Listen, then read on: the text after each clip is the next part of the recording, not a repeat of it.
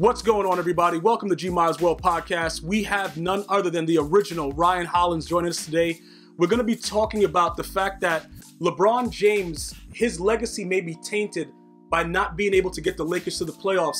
But does it really matter, though, with all the things that he's all of his accomplishments prior to going to the Lakers? Is this an ultimate failure for LeBron James's legacy? We're gonna sit down right now. We're gonna talk to Ryan Hollins.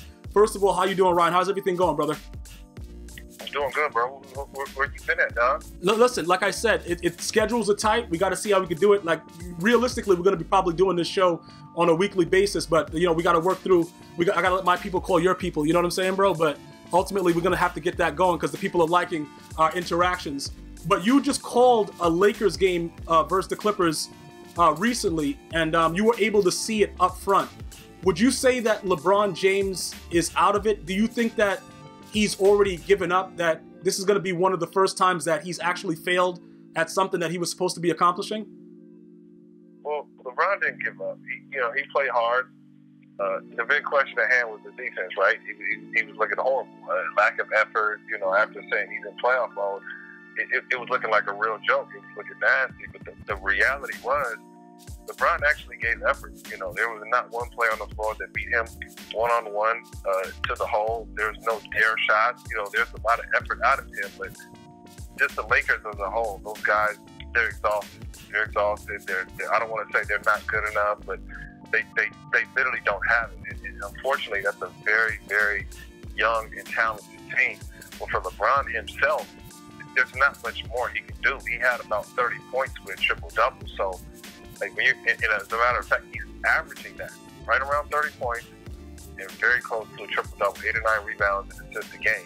So it's hard for me to look at a guy with those type of numbers and say that he's not producing or that he is the problem. And you got to think about it. This is what's funny to me. They're getting on LeBron for defense, right? Okay. I don't want to speak to Michael because I don't know if you want to slide into that. Kobe Bryant didn't play defense, bro. I played against Kobe. Did he have the ability? Yeah. Does LeBron have the ability? Yeah. Nobody questions that. But defensively, Kobe Bryant was a slouch. Okay, so what you're saying to me is that it's not unusual for these star players to not play defense. So you're saying that I'm about to call him Michael Jackson. Michael Jordan is like he shouldn't be even in this conversation, bro. You're basically saying that Michael Jordan's the GOAT, even though the last time that we spoke, you said that based on LeBron James' accolades, it could be a discussion. So where are you going with this, bro? Dog, I want you to watch your mouth, dog. Okay. That's not what I said, dog. Oh, okay, all right. That's not what I said, dog. Watch your mouth, dog. Okay, yo, bro, listen, bro, okay. And here's the reality. Michael played in a different era. You know how slow it was when Michael played? There's a lot of one-on-one basketball, one or two sets, and then you had a power to forward and center, and then maybe a small forward that was just out there playing defense, just standing around. Okay. Now there's so much ball movement. There's fast breaks. There's 1,000,001 possessions played in the game.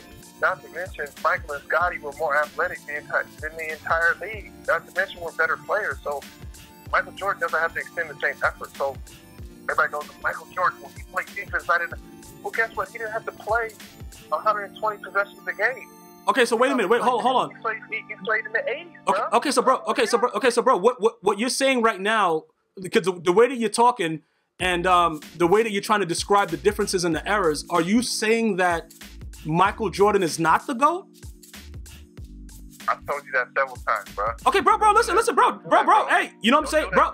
We did that several times. Okay, bro. Okay, listen. I just want to verify because your statements, basically, like I said, your statement holds weight with the regard because you've played in the league. So when you're saying that based on the error, it was a whole different error, you're saying that all of the killer instinct, everything that they gave Michael Jordan credit for was just accustomed to his error. Is that what you're saying? Here's the reality. It's not accustomed to his error in regards to killer instinct. It's all the old fogies and all the people who kind of don't like LeBron James. That's the one thing they lean on. He's not a killer. He won't go out and end you. Michael's always trying to end you. I was ended by LeBron in the playoffs. I saw a killer instinct. I saw LeBron with his back against the wall. So for someone to say that he's not a killer is the most absurd thing I've ever heard. And that's a fact. That's a reality. Okay. What happens is LeBron James is smart enough to live to fight another day. LeBron James, if he just tried to waste his effort every single night, there wouldn't be too much of LeBron James left. And he understands that. And I get it. Michael could do that night in and night out, play 82 games of golf, because he didn't have to play against the Warriors. He didn't have to play against the Boston Celtics of today. He didn't have to play against a number of these teams that have power forwards and centers that shoot threes and are guards, and teams that have 4 and 5 guys, long, lengthy, 6'8" defenders that give him a headache. One of Michael Jordan's greatest defenders that gave him a headache? Who? Stacey Augmon. What was Stacey Augmon, bro? He was long, he was athletic, and he was lean. That last time I checked and looked up, that's every player in the NBA now. Every player in the NBA is full of long, lean, athletic players, a group of Stacey Augmon. Michael, I'm not saying he wouldn't get his numbers, but he by far would have a more difficult time now than the guys like the Kevin Durant, even the Kobe Bryant, then the Kobe Bryant today, and the LeBron Jameses. It's a different animal, bro. Let me give you this, bro, because I know you never thought about it like this. In the Utah Jazz series, because we'll say that's Michael's storied opponent, right? Utah Jazz, right? Yep. Who had guard Michael? Name the players who guarded Michael. Wasn't it the dude's name starts with a B? Was it? I forgot his name. Byron Russell.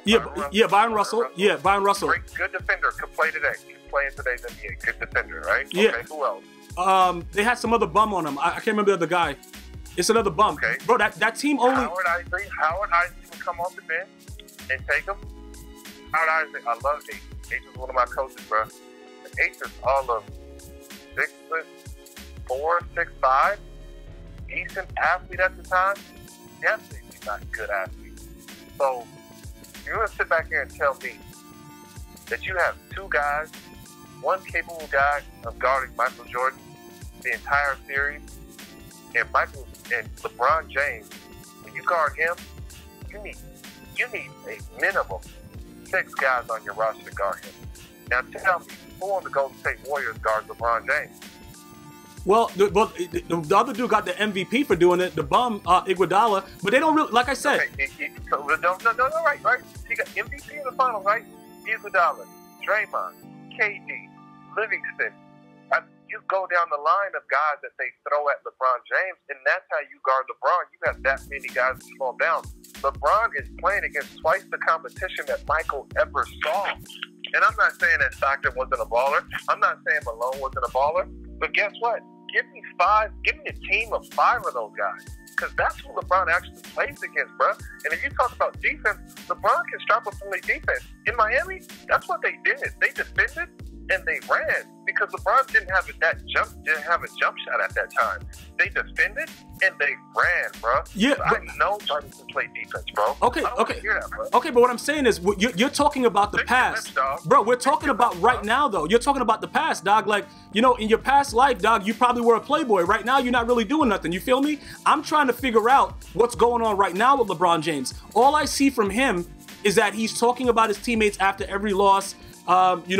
He tried to trade away the whole team, his, the towel boy, everybody from the team for Adrian. Let me ask you something, bro. Go ahead. Let me ask you a serious question. Go ahead.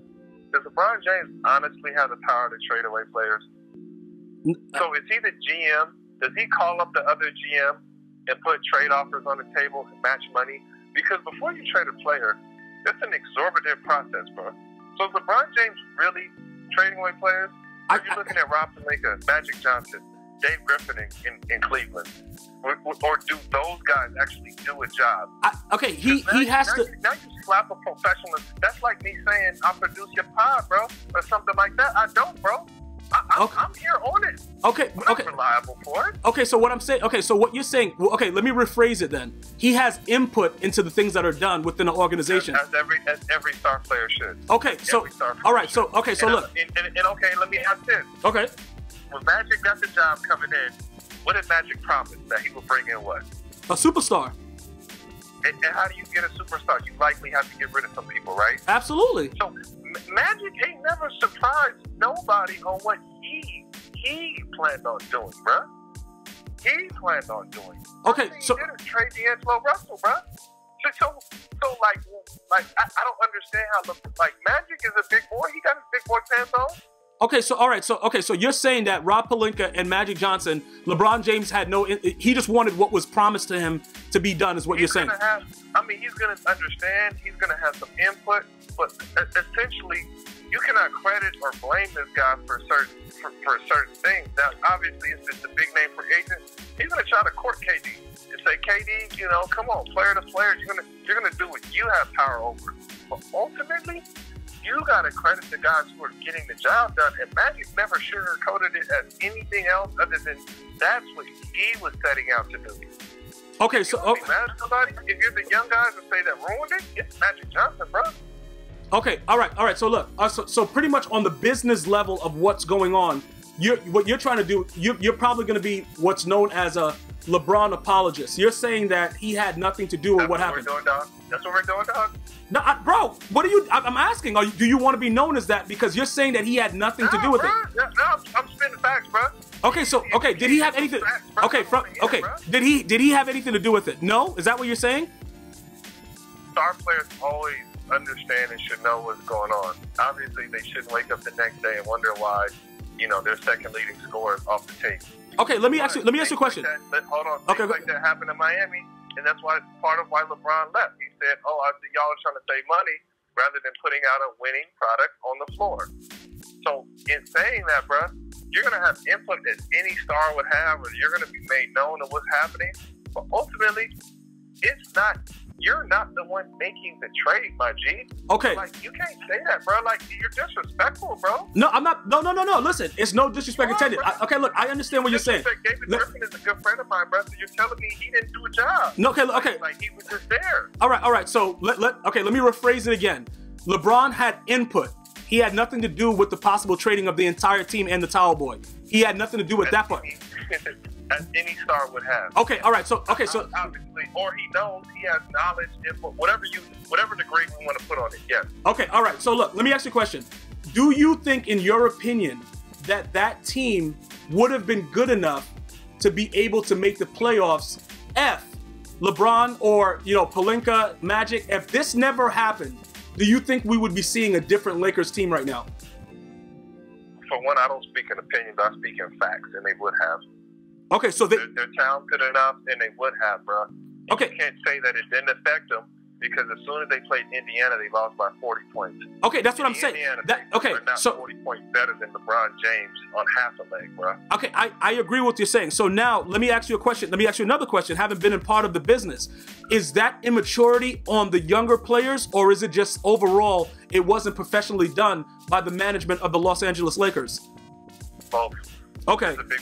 Okay, so let me ask you. So you get paid a paycheck. Okay, I got to say something about that. This is what I don't understand.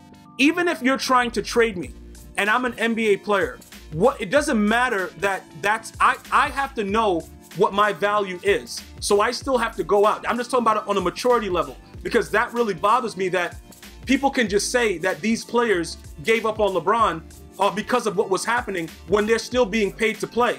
This is a thing that really it irks me when I hear people say it, because ultimately it just means that at any given time, any player can just tank for no reason. Like, that doesn't make any sense. So understand this. It's part of youth. They're not mature enough to get it and understand. So when I was a young player, I had never been traded before. Never been cut, never been waived. And it got to a point in my original time with Charlotte, with the Bobcats, where I asked for a trade. It was time to go. Things were working out. I wasn't getting into the direction. The organization wasn't heading in the direction that I wanted to see. So when I finally get traded to the Dallas Mavericks, they called me with the news. I cried like a baby, bro. And it's just a reality of being traded, because I had never been traded before. So, like, it's a feeling like none other. And it's not natural. It's something you have to get used to, but it's not natural. You never get traded in high school. You never got waived in college. You never had a salary. You never had somebody that was actually on a pay scale better than you or more important than you. In college, all these dudes play for the same check. So now you get to the NBA and you put these price tags on them. You put trade value, all this stuff.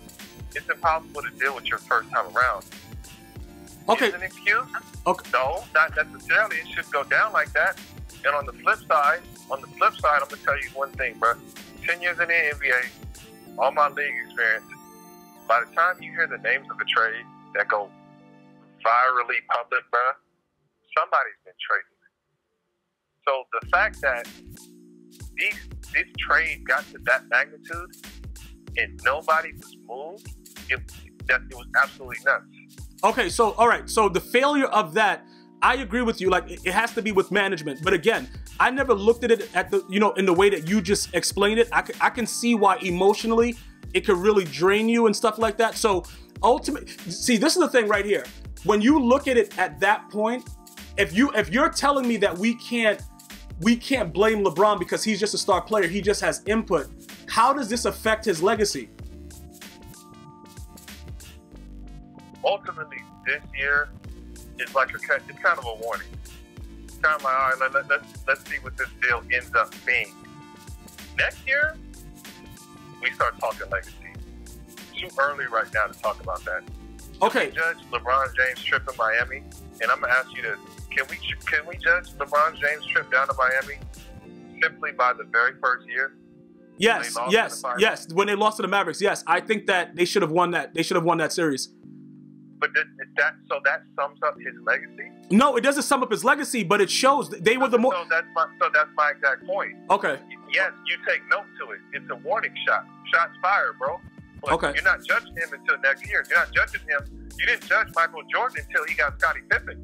No. I Bryant. Go ahead. Until his second. You know what I'm saying? Yeah. No. You're right. Because bro, Kobe was raw when he first. When I say raw, I mean like raw like an onion, bro. Like he was just shooting air balls wild. He needed time. Exactly. Yeah. Bro. He needed time. Okay, but bro, what? And listen, and I'll even give you this: you couldn't judge Kobe without Shaq until he got Pau Gasol, bro.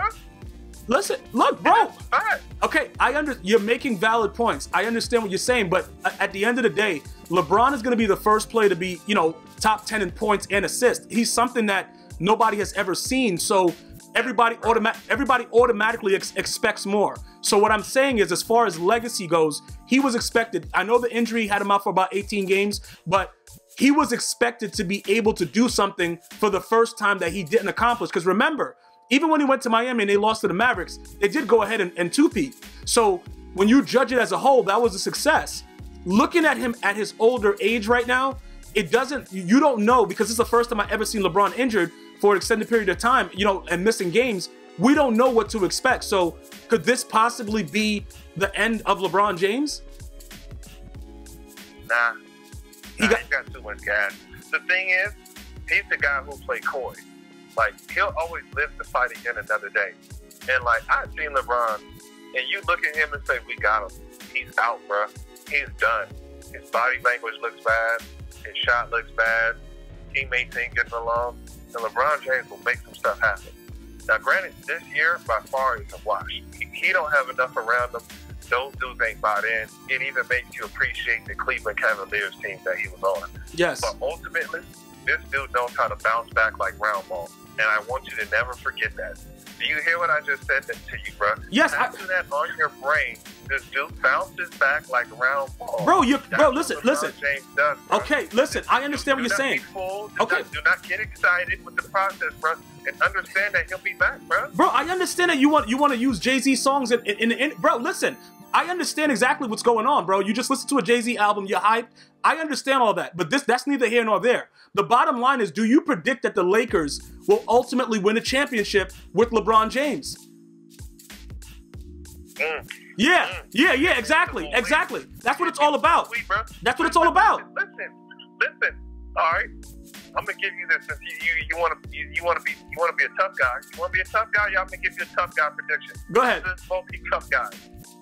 If Kevin Durant leaves the Golden State Warriors, LeBron James and Kyrie Irving will win a championship for the Los Angeles Lakers. You said Kyrie Irving? Kyrie Irving. Do I need to drop another bomb on you? Listen, bro. Remember, you heard it first on Gmias World Podcast, bro. Remember what I said. LeBron James and Kyrie Irving win a championship for the Los Angeles Lakers.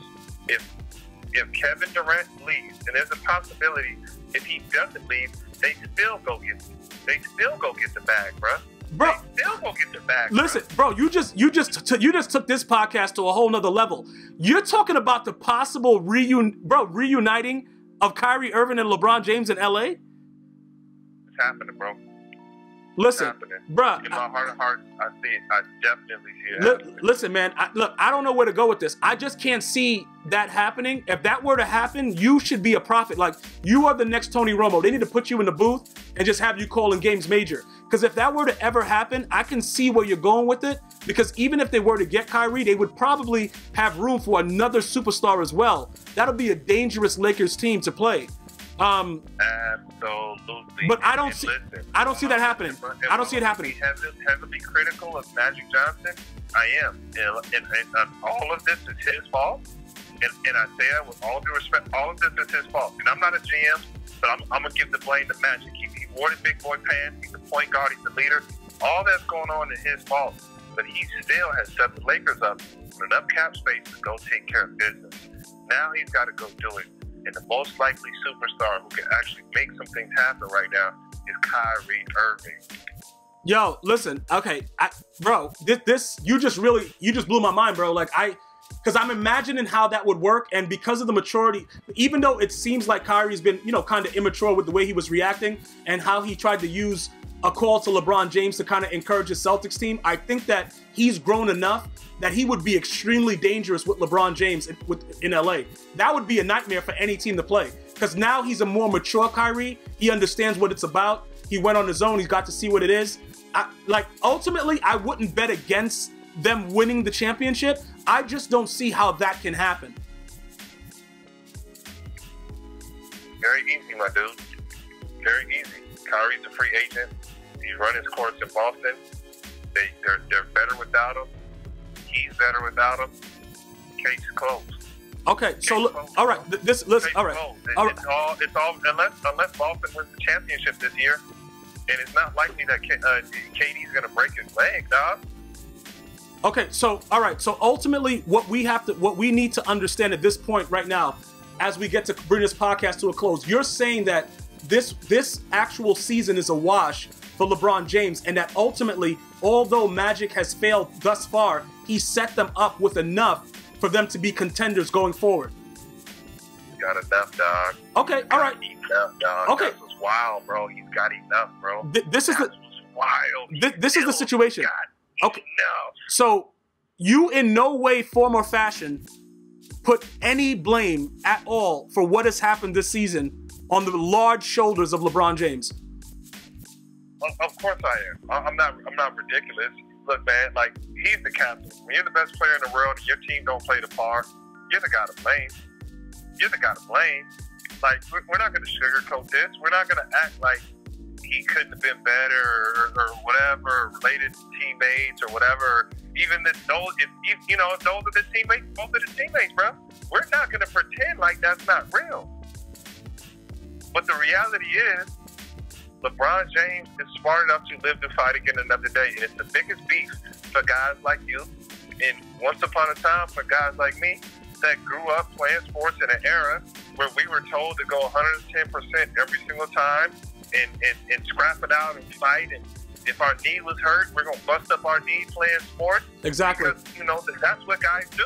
And those were what our role models did. They would have Michael Jordan at the flu game. Like, we idolized that, bro. Like, we could still see him being held up by Scotty, and then he goes out and hits a big shot. Like, you know what I'm saying? But he was playing Utah. The flu game ain't happening against the Golden State Warriors, but let's keep it bucking, my G. Like, you know what I'm saying? Like, Steph Curry would run him raggedy. Play me with the flu, dog. Listen, okay. So you know what I'm saying? No, I get exactly what you're saying. And look, you got to understand. I really love what LeBron James has been able to do both on and off the court, and that's why it's good for us to just air it out the way that we both see certain things, because you were able to teach me a little bit more about the inside of it. I just have to say that the biggest thing that I have, even if they just lost, I would have no issue with it. I just didn't like the way that he handled it with the media, with his teammates. That's the only. That's it. Bro, LeBron still has the ties on team, bro. He still has the ties on team, bro. And let me ask you this. What? Let me ask you this, bro. Go ahead. No.